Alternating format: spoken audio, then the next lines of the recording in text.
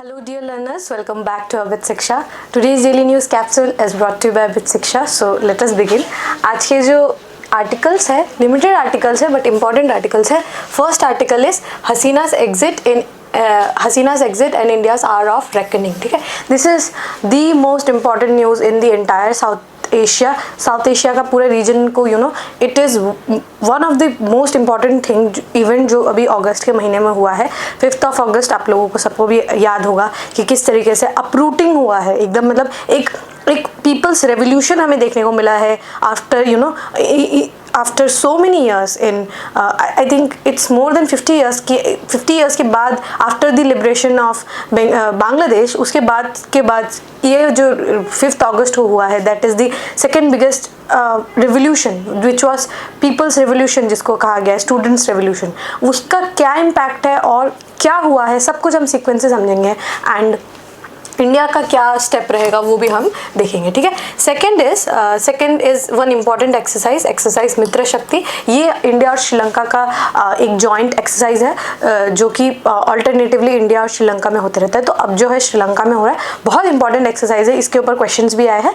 So important exercise है और इसको हमें अंडरस्टैंड करना होगा. And last news but not the least news, FSSAI begins project on microplastic contamination. You know that microplastic is everywhere. The air we are breathing, in some places the air is also contaminated with microplastic and the entire water bodies are contaminated with microplastics. तो खाने में होना it's very it's not very unusual. ठीक है, खाने में microplastic होना it's not very unusual. तो उसको टैकल करने के लिए FSSAI का क्या रोल है वो हम देखेंगे. ठीक है, and FSSAI as a body is also very important. ठीक है, तो सारे न्यूज़ को एक साथ कवर करते हैं. फर्स्ट न्यूज़ इज हसीना's exit and India's hour of reckoning. ठीक है, so you will remember this picture for a very long time. ठीक है, क्योंकि ये पिक्चर बहुत ज़्यादा सर्कुलेट किया गया है जहाँ पर the president of Bangladesh Sheikh Hasina के ऊपर इस तरीके से पेंट्स के थ्रू जो है उनका कंडेम किया गया था. And the student protest was very brutal which took the shape of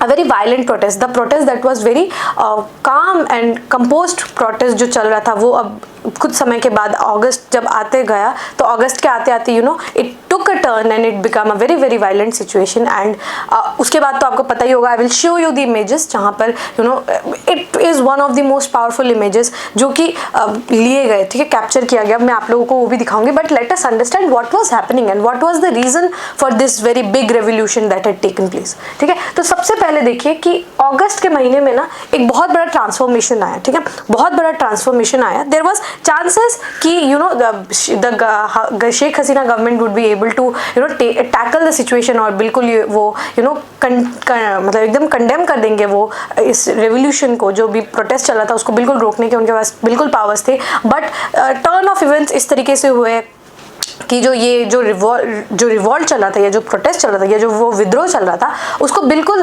the protester had the victory. ठीक है, पूरा एक वन वे विक्ट्री हो गया था by the protesters and ultimately Sheikh Hasina had to leave the state of Bangladesh. ठीक है, सो क्या हुआ था कि यहाँ पर अगर आप स्टोरी देखें तो प्राइम मिनिस्टर शेख हसीना जो थी वो मुजीबुर रहमान जो उनके फादर ऑफ बांग्लादेश भी कहा जाता है, बांग्लादेश लिबरेशन में उनका सबसे बड़ा रोल था. And he was the father of Bangladesh also and Awami league जो है वो उनके फादर का था. तो शेख हसीना जो है वो आपको देखने को मिलेगा कि वो 3 टाइम्स जो थी वो मतलब विदाउट एनी ऑपोजिशन जो है वो लीडर बन गई थी of your movement end of your Bangladesh. वो 3 टाइम जो है वो लीडर बन गई थी without any opposition. So there was no opposition in Bangladesh. So उसकी वजह से बहुत ज़्यादा जो है आपको देखने को मिलेगा कि एक अनरेस्ट था, एक अनहैप्पीनेस था. ठीक है, जो लोग थे उनके एंड से कि एक अनहैप्पीनेस था because Bangladesh claims itself as a democratic country. And what kind of a democratic country it is when we don't have any opposition to say something और when the entire setup of the political institution is based on either aristocracy या फिर army का rule है. ठीक है, सो बांग्लादेश में पहले से ही बहुत आर्मी पावरफुल थी एंड शेख हसीना जो थी वो खुद भी एक बहुत ज़्यादा पावरफुल लेडी थी. सो उस तरीके से बहुत ज़्यादा अनहैप्पीनेस जो है वो देखने को मिला. स्टोरी का शुरुआत होता है गवर्नमेंट के कोटा से. ठीक है, गवर्नमेंट जो है वो कोटा देती है.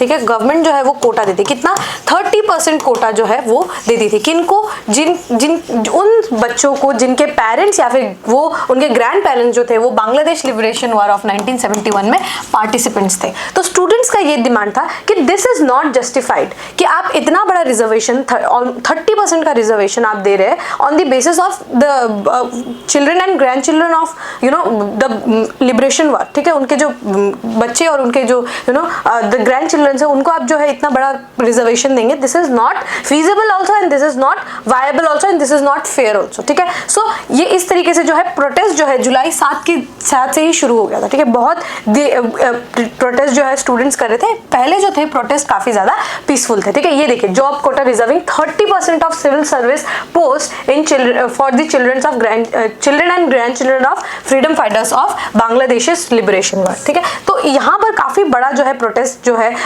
होने का यही कारण था कि 30% reservation, it was a purely a student protest, ठीक है। स्टूडेंट्स प्रोटेस्ट करते कि हमें इस तरीके का कोई भी नहीं चाहिए।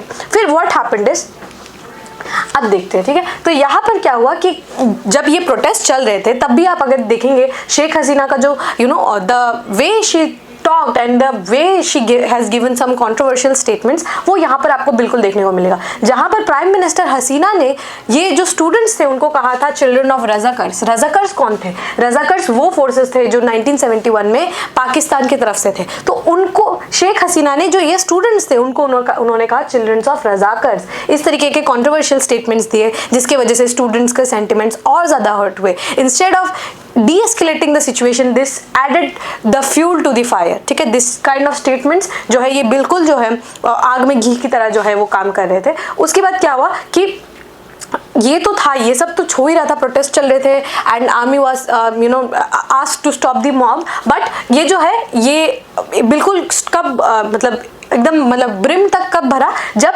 छात्र लीग, ठीक है, बांग्लादेश के छात्रा लीग, ये क्या है, स्टूडेंट विंग है किसके, अवामी लीग के। मैंने आप लोगों को बताया था अवामी लीग जो है शेख मुजीबुर रहमान का पार्टी था, अवामी लीग, ठीक है। उनकी बेटी शेख हसीना जो है इस पार्टी से रूल किया करती थी, ठीक है, वो कंटेस्ट करती थी और वो जीती भी थी इसी पार्टी से। सो अवामी लीग जो है वो जो है उसका जो स्टूडेंट विंग है, ठीक है, उसका जो स्टूडेंट विंग है उसका नाम क्या है, छात्र लीग, ठीक है, छात्र लीग, ठीक है। तो छात्र लीग ने क्या किया, इन्होंने जो स्टूडेंट प्रोटेस्टर्स थे उनके खिलाफ जो है मारपीट जो है शुरू किया, ठीक है। वायलेंस जो है छात्र लीग के स्टूडेंट्स जो उनके पार्टी वर्कर्स थे उन्होंने जो है शुरू किया, उसकी वजह से जो है नेशन वाइड प्रोटेस्ट होने लग गए, ठीक है। बहुत बड़े प्रोटेस्ट जो है अब शुरू होने लग गए जब छात्र लीग इन पिक्चर आया। उसके बाद क्या हुआ, जुलाई 21 में ऑनरेबल जो सुप्रीम कोर्ट है ऑफ बांग्लादेश, उन्होंने क्या बोला कि जो कोटा का परसेंटेज है उसको रिड्यूस करके हम कितना कर देंगे, 30% से 7% तक हम ले आएंगे।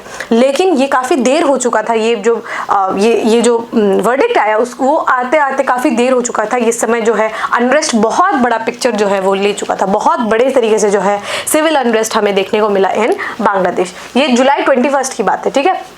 जुलाई जो है आप देखिए जुलाई 14 में ये स्टेटमेंट आया उनके तरफ से, ठीक है, और उसी के कुछ दिनों के बाद जो है छात्र लीग का था, ठीक है। तो जुलाई के जो है 7 तारीख से ही जो है प्रोटेस्ट चले थे और 1 महीने का जो है लंबा जो है प्रोटेस्ट आपको देखने को मिलेगा, ठीक है। उसके बाद क्या हुआ, अगस्त 2 तारीख जो है अगस्त 2 आया, तब क्या हुआ, क्लैशेस जो है वो देखने को मिला बिटवीन प्रोटेस्टर्स एंड पुलिस, ठीक है। पुलिस और प्रोटेस्टर्स के बीच में जो है काफ़ी ज़्यादा जो है क्लैशेस हमें देखने को मिला। उसके बाद क्या हुआ कि जब स्टूडेंट मूवमेंट ने जो है अपना जो उनका जो थीम था उसको उन्होंने छोड़ दिया और उन्होंने कहा कि now we don't want the quota reservation को रिमूव करना, but we want the resignation of Sheikh Hasina, ठीक है। उनका ये डिमांड अब हो गया था कि उनको अब कोटा सिस्टम से कुछ नहीं चाहिए था, अब वो चाहते थे कि शेख हसीना जो है अपना पद त्याग करे, शी हैज़ टू रिजाइन, ठीक है।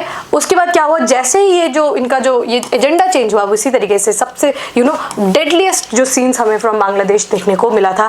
100 लोगों की मौत हो गई, मतलब एक दिन में 100 लोग जो है वो मर रहे थे। और 5 अगस्त जो द डी डे जिसको हम कह रहे थे, डी डे में मार्च टू ढाका जो लोग जो है ढाका की तरफ चलने लगे, बहुत बड़े मॉब्स, ठीक है। इतने बड़े मॉब्स, आपको पिक्चर यहाँ पर मैं अगर दिखाऊं, वी हैव दिस पिक्चर, अगर आप लोगों को यहाँ पर दिख रहा हो, दीज आर द पिक्चर्स जहाँ पर the army and the police were trying to control this mob, but this mob, the police were outnumbered, ठीक है। बहुत बड़ा जो है यहाँ पर जनता जो है इकट्ठा हुए और वो ढाका की तरफ जो है वो चलने लगे, ठीक है। सो यहाँ पर जो है वो कर नहीं पाए। बाद में क्या हुआ कि हमने देखा था कि जो मिस हसीना है, शेख हसीना जो है वो कंट्री छोड़ के जो है वो भाग गई और इंडिया के त्रिपुरा में वो पहले आके लैंड हुई। अब वो यहाँ पर आप लोगों को ये पिक्चर जो है आप लोगों सबको मे बी आप लोगों ने अपने फ़ोन और इंटरनेट पर ज़रूर देखा होगा, जहाँ पर देयर वॉज वन चॉपर, ठीक है। ये एक चॉपर था जो आया था शेख हसीना को लेने के लिए and she ran away with her sister, ठीक है।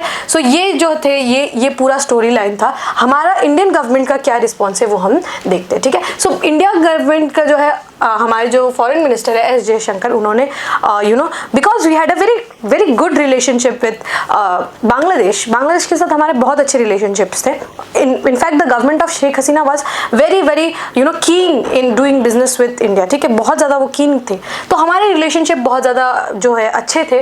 बट यहाँ पर जो फॉरेन मिनिस्टर है उन्होंने कंडेम किया कि जो भी ह्यूमन राइट वायलेशन हुए हैं और किलिंग्स हुए हैं उनको वो कंडेम करते हैं। जो भी माइनॉरिटीज़ हैं इन बांग्लादेश को, उनके किलिंग्स के साथ, उनके साथ जो दुर्व्यवहार हो रहा है, दे वर कंडेम एंड बहुत ज़्यादा वायलेंस जो है, violence when it takes place, violence doesn't see कि ये माइनॉरिटी है ये मेजॉरिटी है, violence just eats everyone up, ठीक है। वायलेंस जो है ये मतलब देखता नहीं है कि धर्म क्या है, मजहब क्या है एंड कौन लोग हैं, बच्चे हैं, बूढ़े हैं, जवान हैं, कोई डिसेबल्ड है, वो they don't see it, they just eat everyone around, ठीक है। जो भी उनके मतलब गार्ड में आ जाते हैं उनको वो खा देते हैं, पता, ठीक है। सो ये इस तरीके का हमें जो है वायलेंट सीन्स जो है देखने को मिला था। नाउ एक इंटरिम जो है गवर्नमेंट जो है आर्मी ने बनाया था एंड स्टूडेंट्स अब डिमांड करते हैं कि उन्हें आर्मी की भी गवर्नमेंट नहीं चाहिए, एक ऐसा गवर्नमेंट होना चाहिए जो डेमोक्रेटिकली इलेक्टेड गवर्नमेंट हो।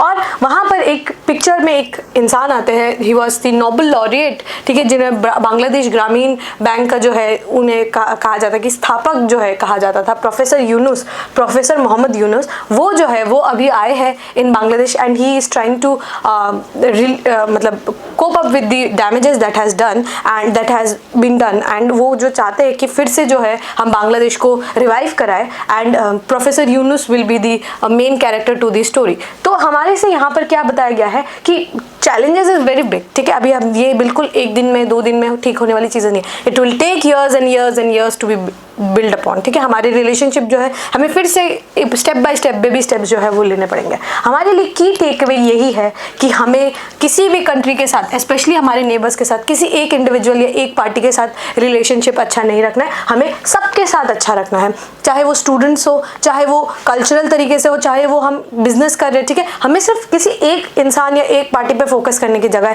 बहुत सारा मेजर फोकस रखना चाहिए, ठीक है। सो पॉलिटिकल लैंडस्केप जो है वो चेंज हुआ है इन बांग्लादेश, बट हम भी जो है धीरे धीरे जो है अपने रिलेशनशिप को जो है वो बेटर करने की कोशिश करेंगे। एंड यहाँ पर हमें फर्स्ट मूवर एडवांटेज जो है उसको उठाना पड़ेगा, because there is one thread that is China that is eagerly waiting to grab this opportunity, ठीक है। उनके लिए Bangladesh is a very big market, तो हम भी चाहेंगे कि हमारा जो है फर्स्ट मूवर एडवांटेज रहे वहाँ पर और हम जो है बिजनेस कर पाए, बिजनेस नहीं शांति बना पाए, ठीक है। It's not just about business, it's about maintaining peace, because Bangladesh में शांति रहेगी तो इंडिया में भी शांति रहेगी, ठीक है। वरना बॉर्डर इन्फिल्ट्रेशन आपको पता है बहुत ज़्यादा होता है और इस बार भी होने के हो रहा था बहुत ज़्यादा, ठीक है। सो चाइना के साथ हमारे चाइना को जो है हमें स्टॉप करना होगा and we should not give, we don't want to give the first mover advantage to China, ठीक है। we want to be the first जो मूवर होना चाहिए हमें एज अ कंट्री,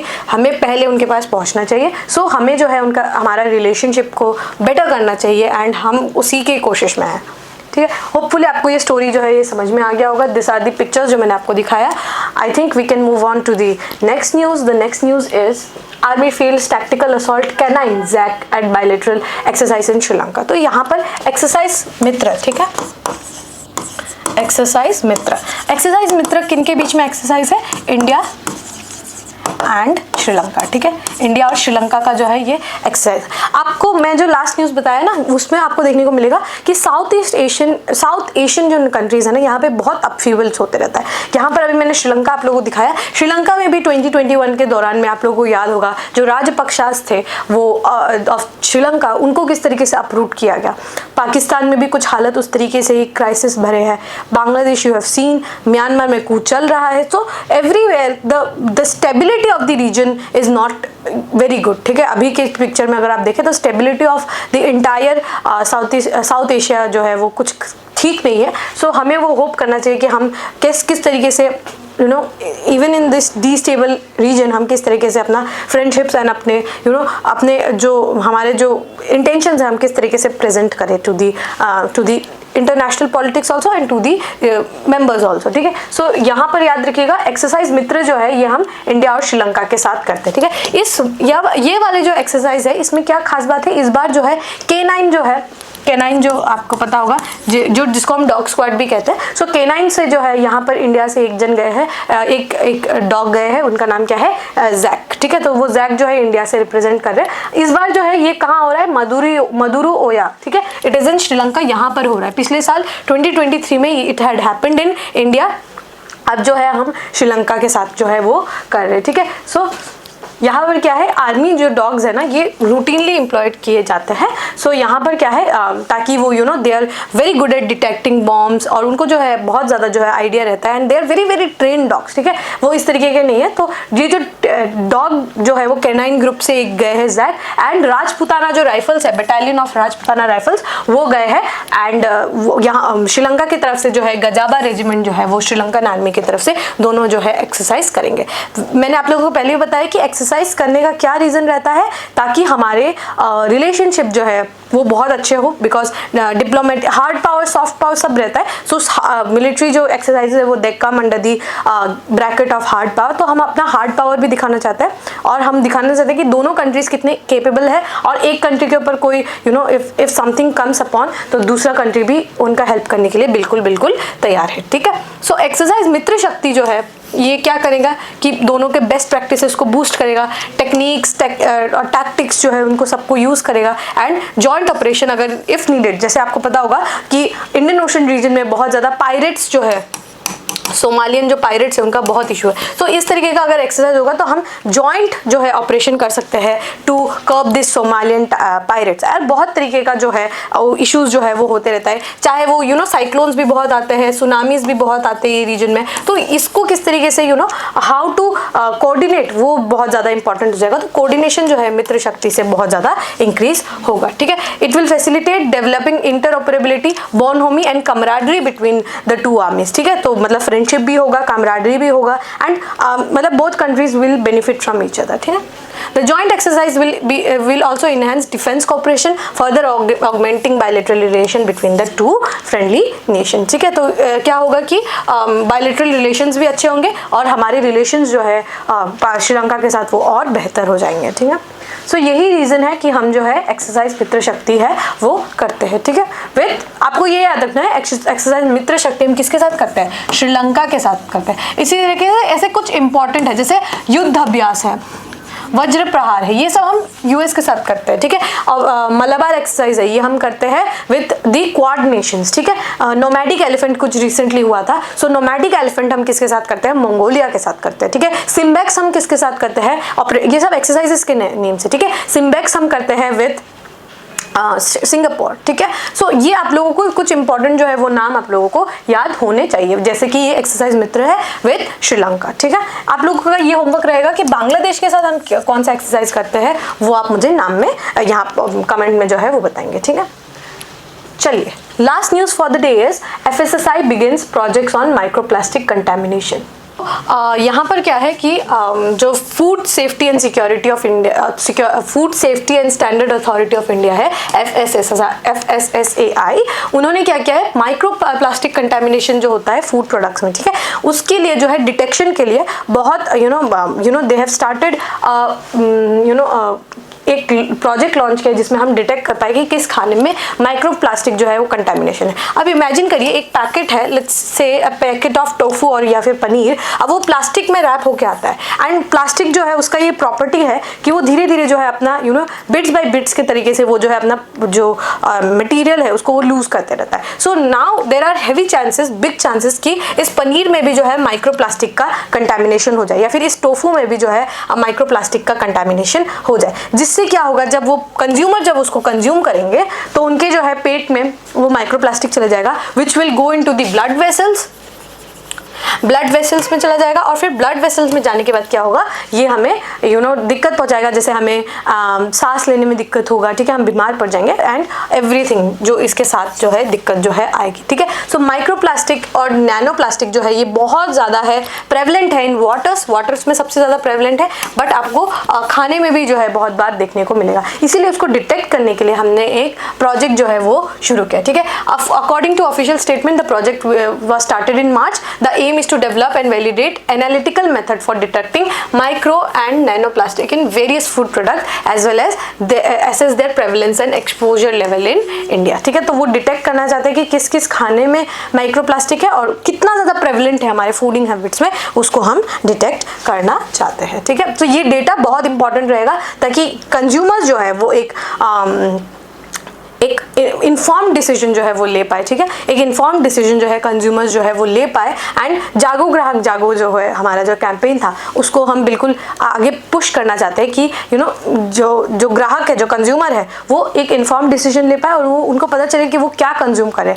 कहीं हेल्दी फूड्स के साथ आर वी कंज्यूमिंग माइक्रोप्लास्टिक्स, तो ये जो अगर हेल्दी फूड्स कंज्यूम कर ही रहे उसके साथ अगर हम माइक्रोप्लास्टिक खा रहे तो ये क्या हो जाएगा, नल हो जाएगा, ठीक है, हमें उल्टा वो बीमार ही करेगा। सो इसके लिए जो है हमने जो है स्टैंडर्ड्स जो है वो बनाने की कोशिश की है, ठीक है। FSSAI क्या है? FSSAI is an autonomous statutory body establish किया गया है food safety and standard act, ये 2006 में ये एक्ट आया था, जिसके द्वारा it is a statutory body. मैंने आप लोगों को समझाया था कि अगर कोई एक्ट से कोई बॉडी बनता है, वो जो बॉडी है वो एक स्टैट्यूटरी जो है वो बॉडी बन जाता है, ठीक है।